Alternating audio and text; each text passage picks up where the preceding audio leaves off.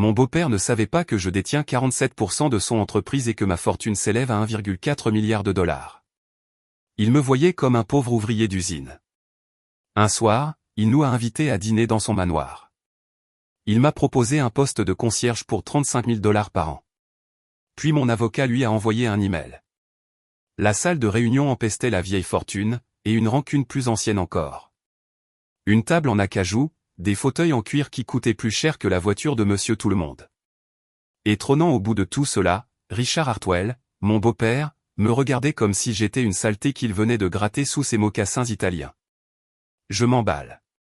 Laissez-moi revenir en arrière. Je m'appelle Thomas Bennett. J'ai aujourd'hui 63 ans, et je suis marié à Catherine Hartwell depuis 37 ans. Nous vivons dans un modeste bungalow à North York, à Toronto. 1600 pieds carrés, 2 chambres. C'est le genre de maison où l'on entend la chaudière se mettre en route l'hiver, et où l'on sent ce que les voisins préparent pour le dîner.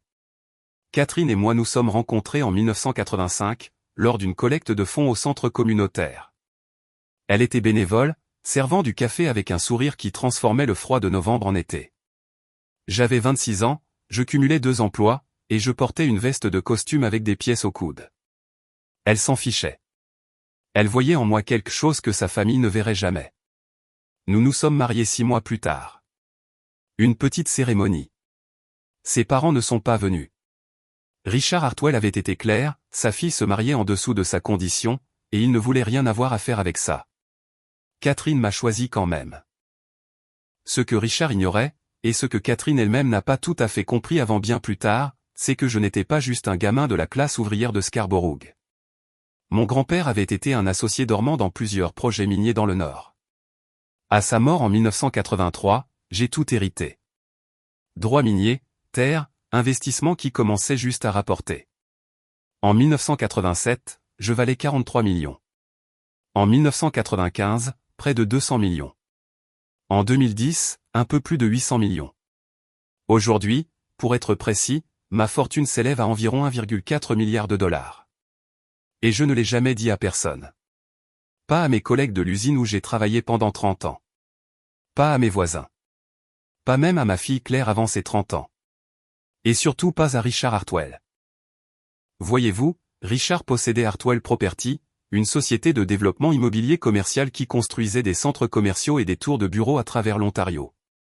Il l'avait lancé en 1972 avec l'argent de la famille et un sens des affaires correct.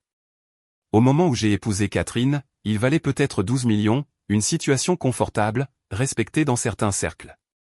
Ce qu'il ne savait pas, c'est qu'à partir de 1989, j'avais commencé à acheter discrètement des parts de son entreprise via une société numérotée.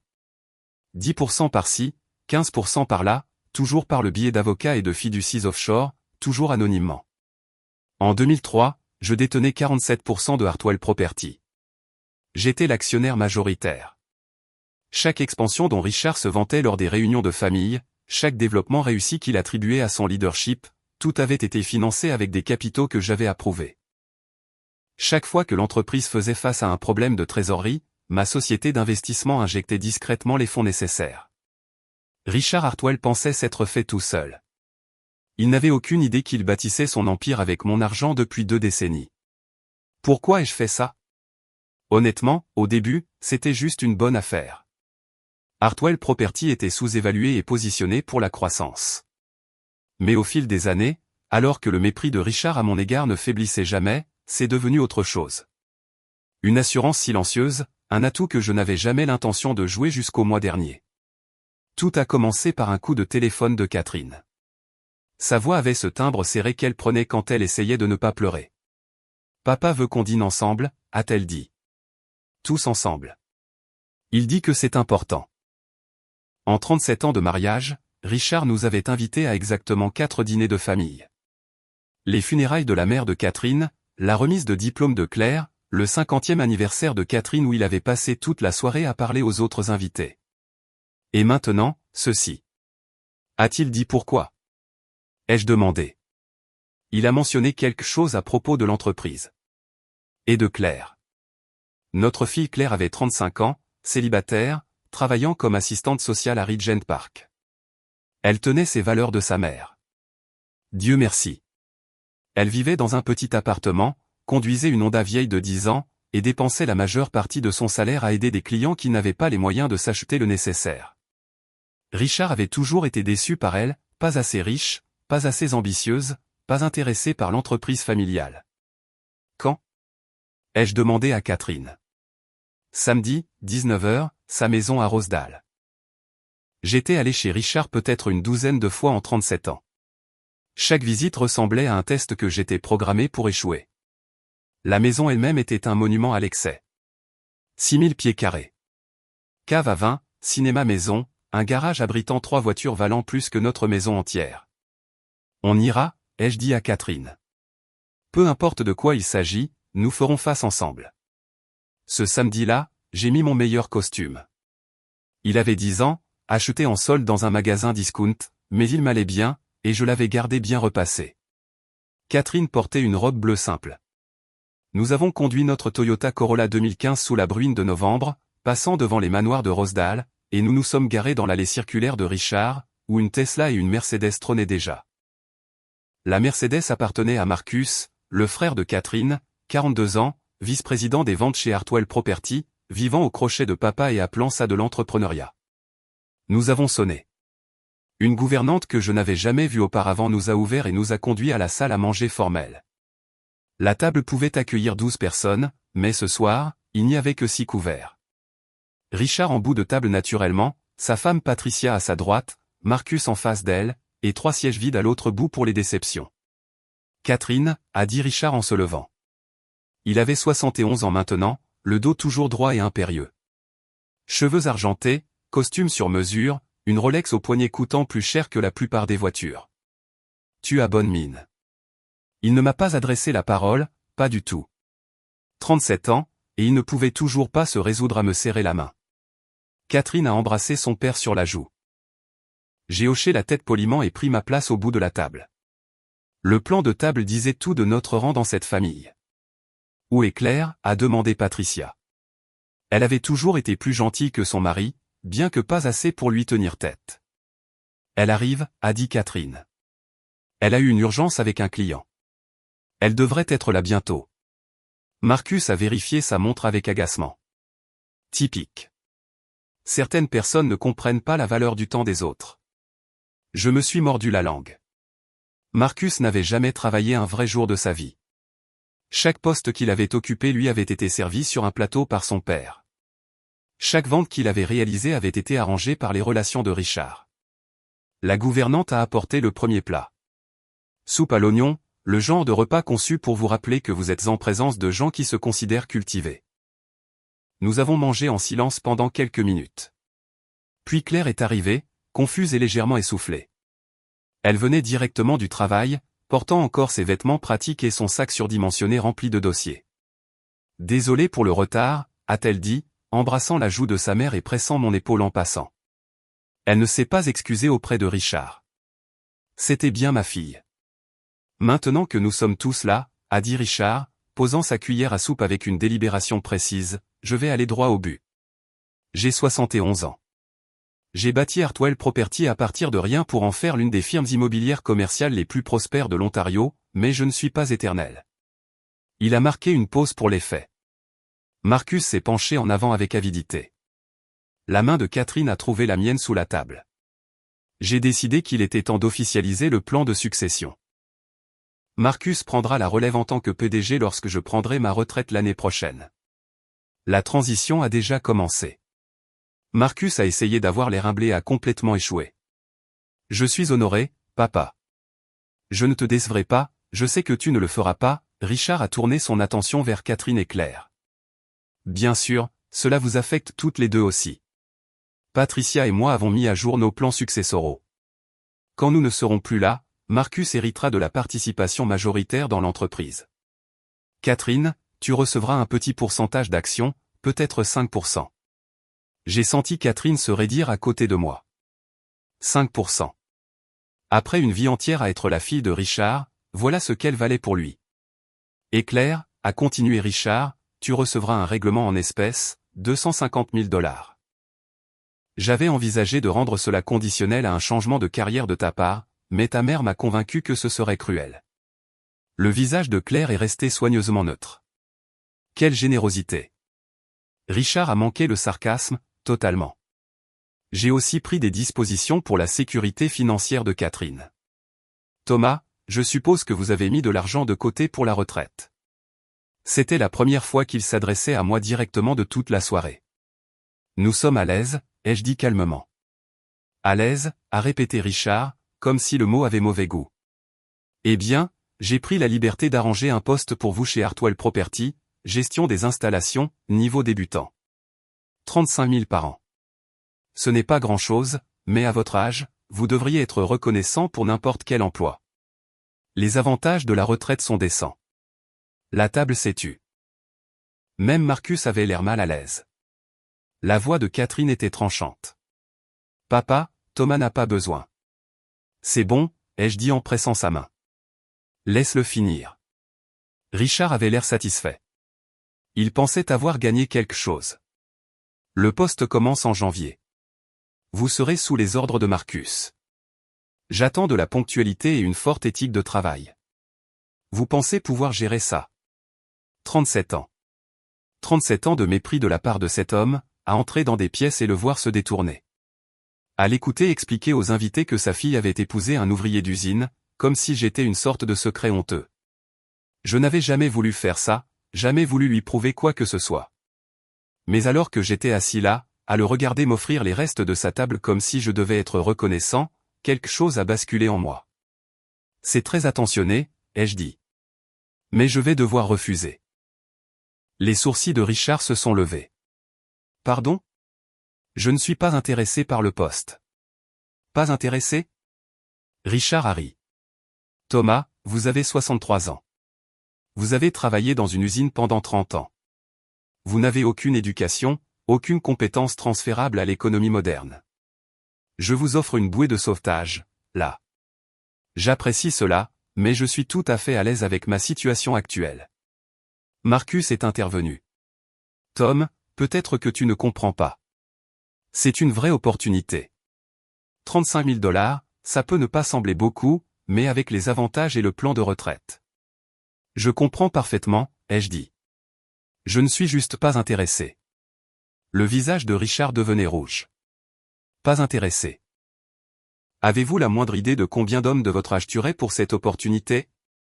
On vous offre une chance de contribuer enfin à quelque chose pour cette famille, au lieu d'être un fardeau constant pour ma fille. Richard, arrête, a dit Patricia doucement. Non, il a besoin d'entendre ça. 37 ans, Thomas. 37 ans à vous regarder tirer Catherine vers le bas, à vivre dans cette minuscule maison, à conduire cette voiture embarrassante, sans jamais lui donner la vie qu'elle méritait. Et maintenant, alors que je vous offre une chance de faire enfin quelque chose de vous-même, vous êtes trop fier pour l'accepter. Catherine s'est levée. Papa, ça suffit. On s'en va. Assieds-toi, Catherine. Cela ne te concerne pas, ne me concerne pas? Tu viens d'insulter mon mari. L'homme que j'aime depuis 37 ans. L'homme qui a été plus un père pour Claire que tu ne l'as jamais été. Un père. Il ne pouvait même pas subvenir à ses besoins correctement. Sais-tu ce que les autres associés de mon cabinet disent quand ils demandent des nouvelles de mon gendre? Il rit. Il rit littéralement quand je leur dis que tu as épousé un ouvrier d'usine. Je me suis levé lentement. La salle à manger était devenue très silencieuse. Même la gouvernante avait cessé de bouger. Richard, ai-je dit, je pense qu'il y a un malentendu. Plusieurs malentendus, en fait. Et il est temps que nous les éclaircissions. De quoi parlez-vous? J'ai sorti mon téléphone, ouvert mes emails, trouvé le message que j'avais préparé ce matin-là après que Catherine m'ait dit de quoi il retournait vraiment pour ce dîner. Je parle de Hartwell Property, votre entreprise, l'empire que vous avez bâti à partir de rien. Qu'est-ce qu'il a? Eh bien, ce n'est pas tout à fait exact, n'est-ce pas? Vous ne l'avez pas bâti à partir de rien. Vous l'avez bâti avec une aide considérable d'investisseurs silencieux, y compris votre plus grand actionnaire. Richard a fait un geste dédaigneux de la main. L'entreprise a plusieurs investisseurs institutionnels. C'est une pratique standard pour toute entreprise prospère. C'est vrai, mais un investisseur détient plus d'actions que tous les autres réunis. 47% pour être exact. Je suis curieux, Richard. Vous êtes-vous déjà demandé qui est cet investisseur? Pour la première fois, l'incertitude a traversé son visage. Cette information est confidentielle, protégée par des accords de confidentialité. C'est le cas, mais je peux vous dire qui c'est. Voulez-vous le savoir? Marcus a ri nerveusement. Tom, qu'est-ce que tu fais? Tu te rends ridicule. J'ai tourné mon téléphone vers Richard. Je lui ai montré l'email sur l'écran. Il provenait de mon avocat, envoyé à l'adresse email professionnelle de Richard il y a environ 30 secondes. L'objet indiquait « Avis de divulgation de propriété effective ». Le visage de Richard a blêmi en lisant. Sa main tremblait littéralement alors qu'il cherchait son propre téléphone. « Qu'est-ce que c'est que ça ?» a-t-il chuchoté. « C'est une divulgation formelle de propriété effective. » Depuis ce matin, Bennett Holdings Limited a déposé les documents nécessaires auprès de la Commission des valeurs mobilières de l'Ontario pour révéler sa participation dans Hartwell Property. Bennett Holdings possède 47% de votre entreprise, Richard. Je suis Bennett Holdings. Le silence qui a suivi était absolu. Même le bruit de la pluie de novembre contre les fenêtres a semblé s'arrêter. C'est impossible, a dit Richard. Ce n'est pas le cas. Je suis votre plus grand actionnaire depuis 2003. Avant cela, je détenais des positions plus petites remontant à 1989. Chaque expansion majeure que vous avez entreprise au cours des 20 dernières années a été financée avec des capitaux que j'ai approuvés. Chaque fois que l'entreprise faisait face à une crise de trésorerie, ma société d'investissement injectait les fonds nécessaires. Le développement à Markham en 2007, la tour de bureau à Mississauga en 2012, le centre commercial à Burlington l'année dernière, tout cela financé avec mon argent. Marcus a saisi le téléphone de son père, lisant l'email lui-même. C'est une sorte de fraude. Tom n'a pas ce genre d'argent. C'est impossible. Vraiment? J'ai affiché un autre document sur mon téléphone. Ma valeur nette la plus récente, 1,4 milliard de dollars. Voici mon portefeuille, Marcus. Des investissements diversifiés dans les mines, l'immobilier, la technologie et les énergies renouvelables. Hartwell Property représente environ 3% de mes avoirs totaux. Catherine me fixait, non pas avec colère, mais avec quelque chose qui ressemblait à de l'émerveillement. Thomas, pourquoi ne m'as-tu jamais rien dit? Parce que ça n'avait pas d'importance. L'argent ne change pas qui nous sommes. Catherine, nous étions heureux dans notre petite maison. Nous avons élevé une fille merveilleuse. Nous avions tout ce dont nous avions besoin. Mais tu as laissé mon père. Elle ne pouvait pas finir sa phrase. J'ai laissé ton père penser ce qu'il voulait penser. Son opinion sur moi n'a jamais été basée sur la réalité. Elle était basée sur ses propres préjugés. Rien de ce que j'aurais dit n'aurait changé cela. Richard a retrouvé sa voix. C'est une ruse. Une sorte de fraude élaborée. J'aurais su si vous étiez mon actionnaire principal. Ah bon? À quand remonte la dernière fois où vous avez vraiment regardé votre registre des actionnaires? Les dépôts sont publics, Richard. Ils sont là depuis des années. Vous n'avez juste jamais pris la peine de vérifier, parce que vous supposiez que quelqu'un comme moi ne pourrait jamais être quelqu'un comme ça. Je me suis levé, boutonnant ma veste de costume. L'email que vous venez de recevoir inclut une invitation à une réunion d'urgence du conseil d'administration demain matin à 10 heures. En tant qu'actionnaire majoritaire, je demande un vote sur la structure actuelle de la direction. Compte tenu des récents problèmes de performance de l'entreprise, et des préoccupations que plusieurs membres du conseil ont exprimées en privé concernant les pratiques d'embauche népotistes, je m'attends à ce que le vote ne soit pas en votre faveur. Tu ne peux pas faire ça, a dit Marcus. Papa a bâti cette entreprise. Il l'a bâti avec mon argent, et il prend des décisions de plus en plus mauvaises. Le développement d'Oakville qui a 6 mois de retard et dépasse le budget de 3 millions. L'expansion désastreuse sur le marché de l'Alberta. Les poursuites pour harcèlement sexuel de 3 anciennes employées que l'entreprise a réglées discrètement. Dois-je continuer? Le visage de Richard était passé du rouge au gris. Espèce de salaud. Je vous ai donné une chance ce soir. Un travail. Un moyen de contribuer enfin à cette famille. Et c'est comme ça que vous me remboursez? Vous remboursez? J'ai ri, mais sans aucune trace d'humour. Richard, je ne vous dois rien. Vous avez passé 37 ans à faire comprendre que je n'étais pas assez bien pour votre fille. Que j'étais un embarras, un fardeau. Eh bien, voici la vérité, je subventionne votre train de vie depuis 2 décennies. Cette Tesla dans votre allée? Payée avec les dividendes de mon investissement. Cette maison? L'hypothèque a été refinancée en 2015 avec un prêt que j'ai approuvé. Votre adhésion au Country Club, vos vacances d'hiver dans les Caraïbes, tout cela financé par les bénéfices d'une entreprise dont je possède près de la moitié. Patricia avait la main sur la bouche. Catherine pleurait doucement. Claire avait l'air de vouloir dire quelque chose, mais ne trouvait pas les mots. Marcus s'est levé. Nous nous battrons. Nous t'emmènerons au tribunal. Nous. Vous quoi, Marcus? Vous me poursuivrez pour être un investisseur prospère?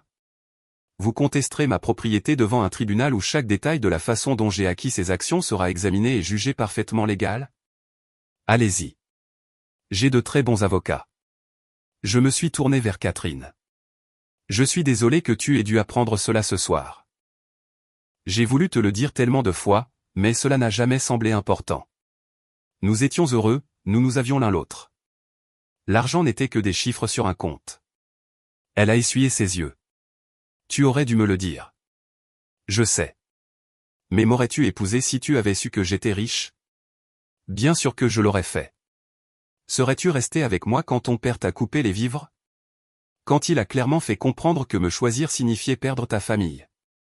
Aurais-tu cru que je t'aimais pour toi, et non parce que tu étais la fille de Richard Hartwell? Elle est restée silencieuse un moment. Puis elle a hoché la tête. Tu as raison. J'avais besoin de te choisir sans cette complication. J'avais besoin de savoir que nous construisions notre vie ensemble, pas que nous vivions de ton argent. Je me suis tourné à nouveau vers Richard. Quant à votre offre d'emploi, je décline. Mais j'ai une contre-offre pour vous. Demain matin à la réunion du conseil, je proposerai plusieurs changements à la structure de direction de l'entreprise. Marcus sera démis de ses fonctions de VP des ventes, en attendant un examen complet de ses performances réelles par rapport aux ventes qui lui sont attribuées. Vous devrez démissionner de votre poste de PDG et accepter un rôle de consultant avec une autorité considérablement réduite. C'est mon entreprise, a dit Richard. Non, c'est notre entreprise, et j'ai été un partenaire silencieux assez longtemps. Mais voici mon offre, démissionnez gracieusement demain. Acceptez le poste de consultant. Faites une déclaration publique disant que vous voulez passer plus de temps en famille. Faites tout cela, et je veillerai à ce que vous conserviez un salaire généreux et un ensemble d'avantages sociaux. Refusez, et le conseil vous évincera de toute façon, mais avec considérablement moins de grâce. Pourquoi fais-tu ça? A demandé Patricia. Après toutes ces années, pourquoi maintenant? J'ai regardé Catherine, puis Claire, les 2 femmes qui m'avaient aimé sans rien savoir de l'argent, qui avaient vu en moi quelque chose que Richard ne pourrait jamais voir. Parce que ce soir, Richard a été clair, rien ne changerait jamais. Il me verrait toujours comme inférieur, comme quelqu'un qu'on doit prendre en pitié et traiter avec condescendance. Et plus important encore, il a montré qu'il voyait sa propre fille de la même manière. 5%. Catherine, après tout ce que tu as fait, après toutes les années où tu l'as soutenu, voilà ce que tu valais pour lui. Je me suis dirigé vers la porte. Catherine et Claire ont suivi. Derrière nous, Richard disait quelque chose, mais je n'écoutais plus. Dans la voiture, alors que nous traversions les rues trempées de pluie de Rosedale pour retourner vers notre petite maison à North York, Catherine a finalement parlé. 1,4 milliard de dollars, à peu près? Notre maison en vaut peut-être 500 000. Elle vaut beaucoup plus que ça pour moi. Elle a ri, et puis elle s'est mise à pleurer à nouveau. Et puis elle riait et pleurait en même temps. Tu ne t'es vraiment jamais soucié de l'argent, n'est-ce pas? L'argent était utile. Il nous donnait la sécurité.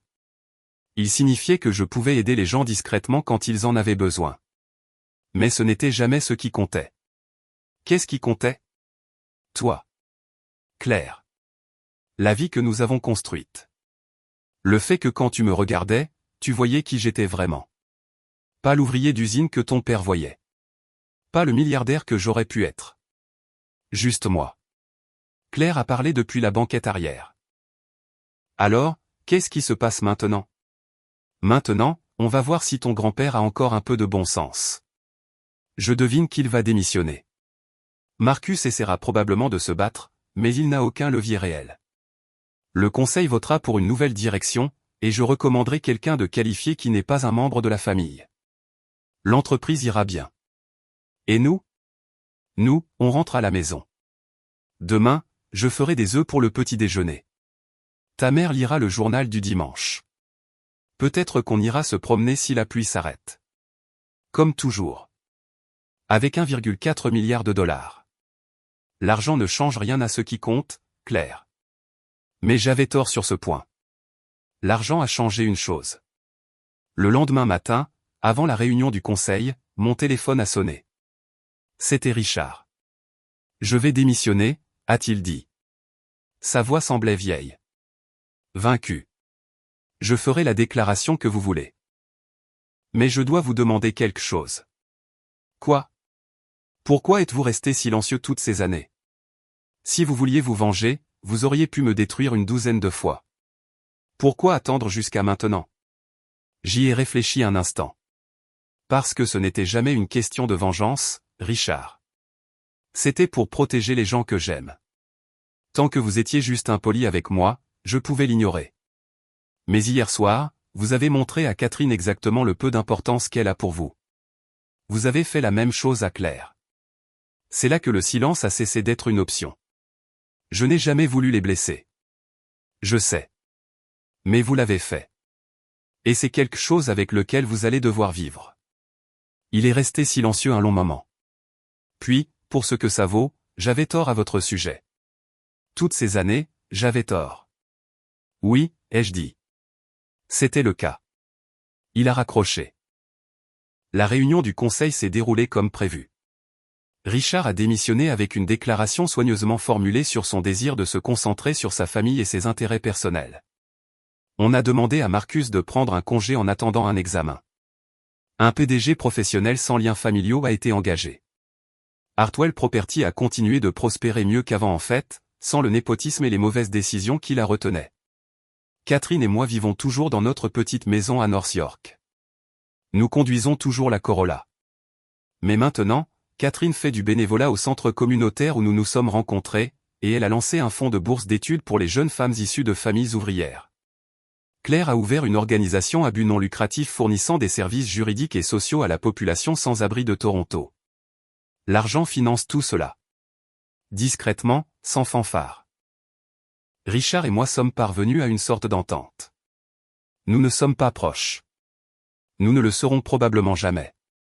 Mais il a été meilleur avec Catherine, plus présent avec Claire. C'est tout ce que je voulais vraiment. Parfois, les gens me demandent pourquoi je vis si simplement alors que j'ai tant d'argent. Ils ne comprennent pas que la vie simple était le but. L'argent n'était qu'un outil, un moyen d'assurer la sécurité et d'aider les autres. Mais la vraie richesse a toujours été la vie que Catherine et moi avons construite ensemble. Les petits déjeuners du dimanche matin, les promenades sous la pluie, les soirées tranquilles à lire l'un à côté de l'autre. Richard Hartwell a passé toute sa vie à courir après le statut et la reconnaissance. Il a bâti un empire, mais il a perdu le respect de sa fille en cours de route. Il avait tout ce que l'argent pouvait acheter, mais il n'avait pas compris que les choses les plus précieuses ne s'achètent pas. J'ai appris cette leçon il y a longtemps, dans un centre communautaire, par un soir de novembre, auprès d'une femme servant du café avec un sourire qui transformait l'hiver en été. Certains mesurent la richesse en dollars, d'autres la mesurent en moments qui comptent. J'ai toujours su de quoi je préférais être riche.